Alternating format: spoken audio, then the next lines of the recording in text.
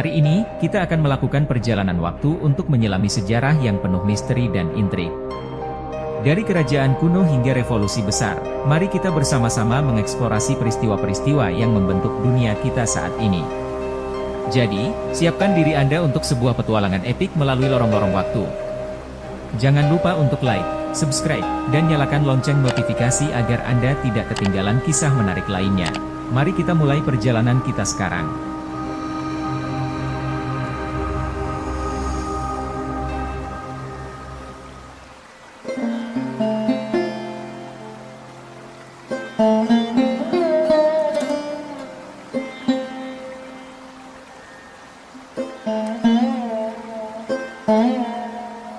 Setelah runtuhnya kerajaan Majapahit, muncullah beberapa kerajaan Islam di Pulau Jawa. Pertama adalah kerajaan Demak yang didirikan oleh Raden Patah yang masih memiliki hubungan kerabat dengan Raja Majapahit. Raden Patah merupakan anak dari Brawijaya V yang kemudian belajar agama Islam kepada Sunan Ampel. Kerajaan Demak kemudian menjadi awal munculnya kerajaan-kerajaan Islam di Pulau Jawa. Kerajaan Demak berpusat di daerah Bintoro yang berada di sebelah timur dari kota Semarang. Pada saat kerajaan Demak mengalami kemunduran yang disebabkan oleh perebutan kekuasaan, muncullah tokoh yang bernama Jaka Tingkir. Tokoh inilah yang kemudian memindahkan pusat pemerintahan ke daerah pedalaman yang dinamakan Pajang dan berkuasa di daerah tersebut dengan gelar Sultan Hadiwijaya. Kerajaan Pajang memiliki daerah kekuasaan yang cukup luas, diantaranya adalah wilayah Desa Mataram yang berada di wilayah hutan Mentaok atau sebelah barat Pajang. Kerajaan Mataram Islam merupakan kerajaan yang berdiri setelah kerajaan Pajang runtuh. Seiring berjalannya waktu dan berkembangnya kerajaan Mataram Islam, maka kerajaan Pajang yang semula berkuasa atas wilayah Mataram Islam. Terjadi sebaliknya, Pajang kemudian menjadi wilayah bawahan dari kerajaan Mataram Islam. Situasi yang drastis ini tentu menimbulkan pro dan kontra di antara para penguasa Pajang dan rakyatnya. Pada masa kerajaan Mataram Islam sedang giat melakukan pembangunan fisik keraton, banyak terlihat adanya orang Pajang di pusat kota Mataram Islam. Hal ini cukup menarik sehingga muncul permasalahan berupa bagaimana sejarah dan latar belakang keberadaan orang-orang Pajang di kerajaan Mataram Islam. Kemudian seperti apakah sejarah keberadaan orang Pajang di wilayah kerajaan Mataram Islam serta latar belakang keberadaan mereka di pusat pemerintahan kerajaan Mataram Islam baik secara politik maupun ekonomi. Nama Pajang telah dikenal sejak zaman kerajaan Majapahit. Dalam Nagara Kretagama disebutkan bahwa salah satu adik perempuan Hayam Wuruk yang bernama Dyah Nertaja menjabat sebagai penguasa di wilayah Pajang dengan gelar Batara Pajang atau disebut pula dengan Bere Pajang. Pajang merupakan daerah kesultanan yang berada di bawah kekuasaan kerajaan Demak. Jaka Tingkir, kadang-kadang juga ditulis Joko Tingkir, adalah pendiri sekaligus raja pertama Kesultanan Pajang yang memerintah tahun 1549 hingga 1582, bergelar Sultan Adiwijaya. Pada perkembangan selanjutnya Kesultanan Pajang berkembang dengan pesat dan wilayah Demak semakin mengalami kemunduran yang disebabkan oleh adanya perebutan kekuasaan. Wilayah Demak kemudian merosot statusnya menjadi kota kabupaten yang dipimpin oleh salah seorang kerabat raja. Kerajaan Mataram Islam dirintis oleh Ki Ageng Pemanahan yang mendapat hadiah dari Sultan Pajang berupa hutan Mentaok atas jasanya dalam menumpas pemberontakan Arya Penangsang dari Jipang Panolang. Ki Ageng Pemanahan berhasil membangun hutan Mentaok menjadi desa yang makmur. Bahkan lama-kelamaan menjadi kerajaan kecil yang siap bersaing dengan Pajang sebagai penguasanya. Setelah Ki Ageng Pemanahan meninggal pada tahun 1575, beliau digantikan oleh putranya, Danang Sutawijaya, yang juga sering disebut Pangeran Ngabehi Loring Pasar. Pada tahun 1582 meletus Perang Pajang dan Mataram. Hal ini disebabkan oleh karena Sutawijaya membela adik iparnya, yaitu Tumenggung Mayang, yang dihukum buang ke Semarang oleh Sultan Hadiwijaya. Perang itu dimenangkan pihak Mataram meskipun pasukan Pajang jumlahnya lebih besar. Kekalahan ini disebabkan karena Gunung Merapi meletus dan mengakibatkan tentara Pajang yang sedang melintas di daerah Prambanan banyak yang menjadi korban.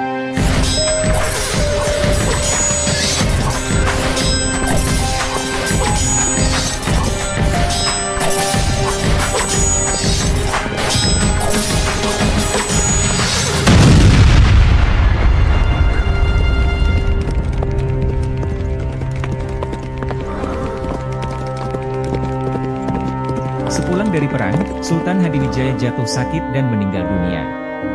Sepeninggal Sultan Hadiwijaya terjadi persaingan antara putra dan menantunya, yaitu Pangeran Benawa dan Arya Pangiri yang memperebutkan tahta sebagai raja selanjutnya.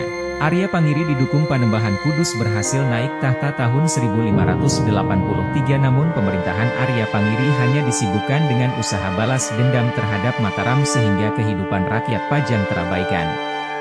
Hal itu membuat Pangeran Benawa yang sudah tersingkir ke Jipang, merasa prihatin. Pada tahun 1586 Pangeran Benawa bersekutu dengan Sutawijaya atau penguasa Mataram untuk menyerbu Pajang. Meskipun pada tahun 1582 Sutawijaya memerangi Sultan Hadiwijaya, namun Pangeran Benawa tetap menganggapnya sebagai saudara tua. Perang antara Pajang melawan Mataram dan Jipang berakhir dengan kekalahan Arya Pangiri. Ia dikembalikan ke negeri asalnya yaitu Demak. Pangeran Benawa kemudian menjadi Raja Pajang yang ketiga. Pemerintahan Pangeran Benawa berakhir tahun 1587. Tidak ada putra mahkota yang menggantikannya sehingga Pajang pun dijadikan sebagai negeri bawahan Mataram. Setelah Sultan Hadiwijaya wafat, Sutawijaya mengangkat diri sebagai Raja Mataram dengan gelar Panembahan Senapati.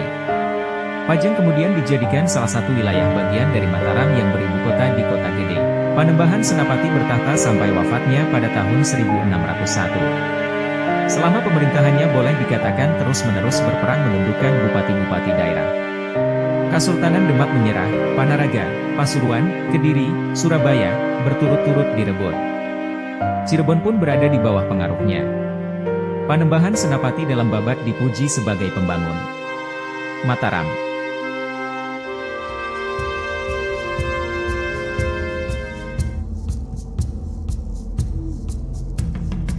Panembahan Senapati digantikan oleh putranya yaitu Mas Jolang, yang bertahta tahun 1601 hingga 1613. Mas Jolang lebih dikenal dengan sebutan Panembahan Sedakrapiak.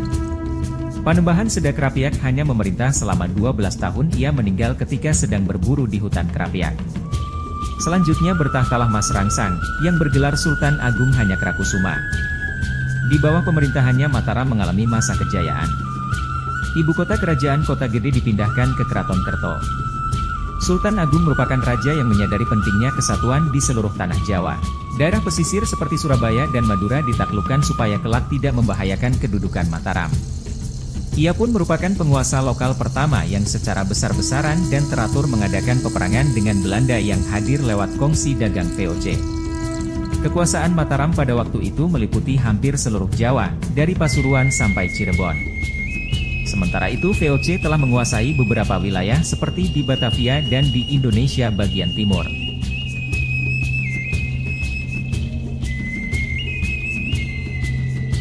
Kesultanan Pajang yang semula merupakan penguasa dari wilayah Mataram pada perkembangan selanjutnya berubah menjadi wilayah bawahan Mataram dan berstatus sebagai kabupaten yang dikuasai oleh seorang bupati. Pada masa pemerintahan Panembahan Senopati hingga pemerintahan Panembahan Sedokrapiak wilayah Kesultanan Pajang diberi kedaulatan, namun pada masa pemerintahan Sultan Agung kedaulatan itu sudah tidak diakui. Hal ini memicu ketidakpuasan pada penguasa Pajang sehingga terjadilah pemberontakan yang dipimpin oleh Adipati Pajang. Menyebutkan bahwa pada tahun 1618 pemberontakan orang-orang Pajang berhasil ditumpas. Pemberontakan oleh Pajang terjadi pada tahun 1617. Peperangan Mataram terhadap pemberontakan Pajang ini telah mengakibatkan dampak yang luas. Salah satu dampak langsung yang dialami oleh penduduk adalah dampak kelaparan karena beras menjadi langka dan harganya pun sangat mahal. Hal ini banyak mengakibatkan penduduk mati kelaparan. Hagiman dalam Draaf 1986 menyatakan bahwa Sultan Agung merusak kota Pajang sehingga tidak lagi tersisa bekas-bekasnya. Dan di tempat tersebut kemudian menjadi hutan yang disebut dengan Hutan Wanakarta. Pada saat Pajang hampir lenyap, Raja Mataram justru mulai membangun istana baru yaitu Keraton Kerto. Informasi ini sesuai dengan Babat Momana yang menyebutkan bahwa pada tahun 1617, Sultan Agung sudah mulai mempersiapkan lahan untuk pembangunan istana barunya dan pada tahun 1618 istana baru tersebut sudah mulai ditempati.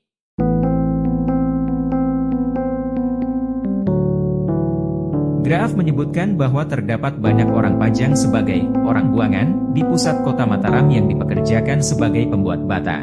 Ia juga menyebutkan bahwa di antara para pengrajin bata tersebut, orang-orang Pajang yang memiliki keahlian lebih dibandingkan dengan orang-orang Mataram itu sendiri.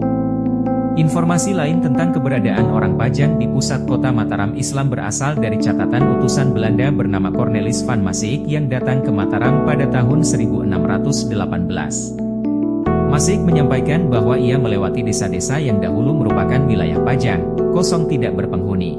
Diberitakan pula bahwa setelah Mataram Islam berhasil menaklukkan pemberontakan Pajang maka raja mengangkut seluruh rakyat Pajang ke kota Mataram dan mengharuskan mereka untuk bekerja secara terus-menerus sebagai tukang batu. Dalam catatan sejarah diungkapkan bahwa Sultan Agung Hanyokrokusumo setelah mengalahkan para pemberontak tersebut kemudian membawanya ke kerajaan Mataram Islam untuk dipekerjakan sebagai pembuat bata.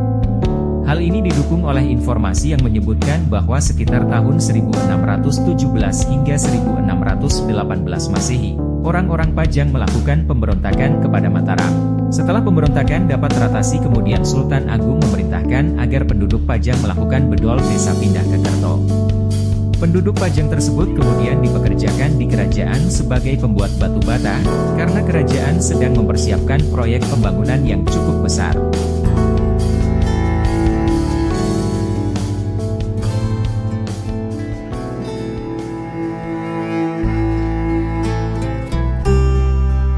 Keberadaan orang-orang Pajang ini yang dipindahkan secara paksa oleh penguasa Mataram saat itu dapat dilihat memiliki beberapa indikasi, merupakan salah satu strategi politik kerajaan Mataram Islam untuk meredam pemberontakan yang dilakukan oleh rakyat Pajang yang tidak rela dikuasai oleh kerajaan Mataram.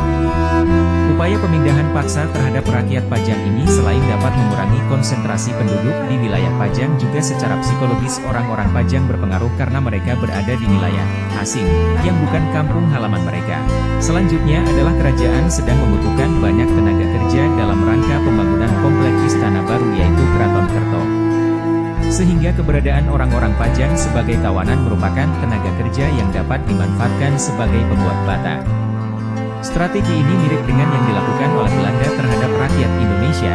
Sultan Agung juga diberitakan telah menghancurkan pusat pemerintahan kerajaan Pajang yang terletak di daerah sekitar Boyolali. Hal ini dimaksudkan untuk menumpas pemberontak yang akan merongrong kekuasaan kerajaan Mataram Islam, sehingga sampai saat ini tinggalan yang berkaitan dengan kerajaan Pajang sulit ditemukan.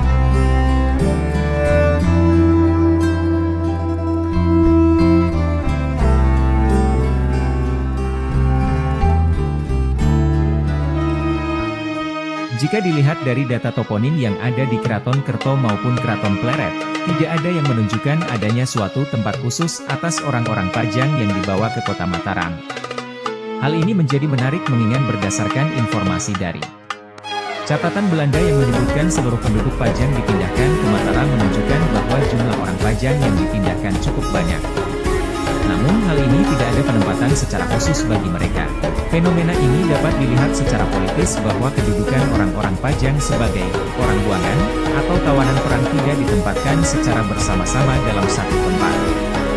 Hal ini dapat dipahami sebagai upaya meredam ancaman pemberontakan. Berbeda dengan keberadaan orang-orang Semarang dan Madura. Data toponim menunjukkan adanya pemukiman khusus bagi mereka yaitu dengan ditandai adanya nama wilayah Semarangan dan Sampangan. Data toponim yang menunjukkan adanya komunitas orang yang seasal juga terlihat di Kartosuro yaitu adanya nama daerah Pecinan dan Ponorogan.